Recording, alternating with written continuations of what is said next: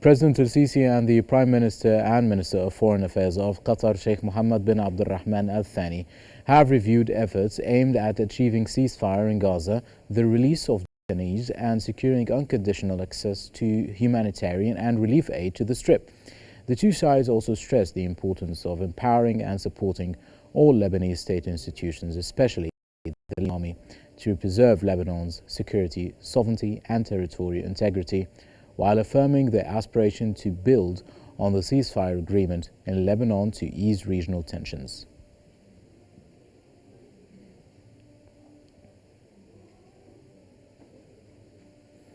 Prime Minister Mustafa Madbouli and his Qatari counterpart Sheikh Mohammed bin Abdulrahman bin Jassim Al Thani have discussed ways to strengthen economic and investment ties.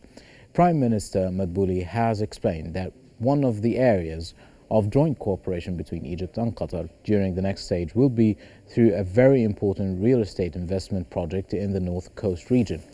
He added that the Qatari side can benefit from establishing industrial partnerships in Egypt by exporting the products of these projects to the African market, of which Egypt is the main gateway, in addition to exporting these products to countries that have free trade agreements with Egypt.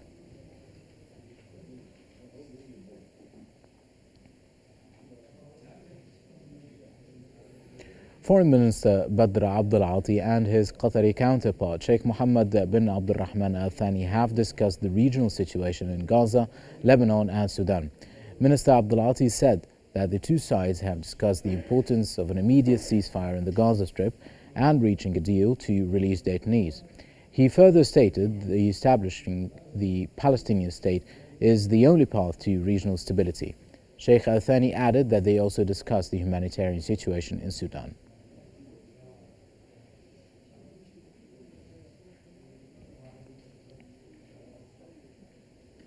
Egypt has welcomed the ceasefire deal between Israel and Lebanon that took effect this morning and called for an end to the Israeli aggression in Gaza. The Egyptian Ministry of Foreign Affairs stated that the deal would help de-escalate the region by fully implementing UN Resolution 1701, including the deployment of the Lebanese army in southern Lebanon.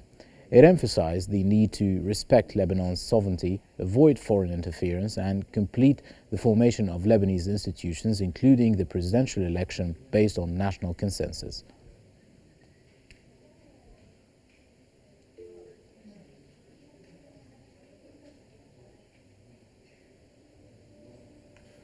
The Commander-in-Chief of the Armed Forces and the Minister of Defense and Military Production, Lieutenant General Abdel Majid Saqr, has inspected a number of armed forces units planned to participate in one of the African Union's missions in the presence of Lieutenant General Ahmed Khalifa, Chief of Staff of the Armed Forces, and a number of armed forces leaders.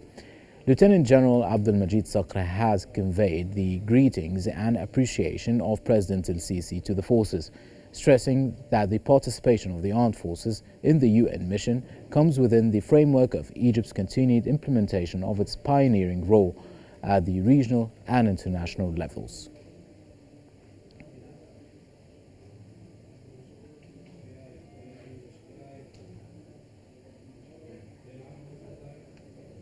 Minister of Water Resources and Irrigation Hani Soueilem has praised the important role of Tunisia within the action on water adaptation and resilience as it participated in training programs held under the umbrella of the initiative. During his meeting with Tunisian Minister of Agriculture Azzeddine Ben Sheikh, the ministers discussed exchanged expertise in the field of treating and reusing agriculture wastewater, along with transferring Egyptian know-how in this field to the Tunisian side.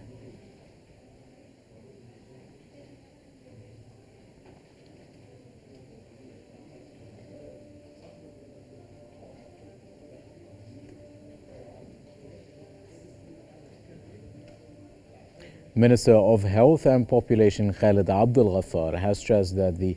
national strategy for manufacturing and localizing vaccines in Egypt aims to enhance local production of vaccines and reduce dependence on imports, which contributes to improving the country's health and economic situation. The ministry's spokesman, Hosam Abdulghaffar stated that the medium-term targets include localizing 75% of vaccine production by 2035, developing research partnerships and approving 4 additional vaccines. He added that the long-term targets include achieving 100% self-sufficiency by 2040, enhancing Egypt's position as a regional center for vaccine production and export, and increasing exports by 50% while opening new markets.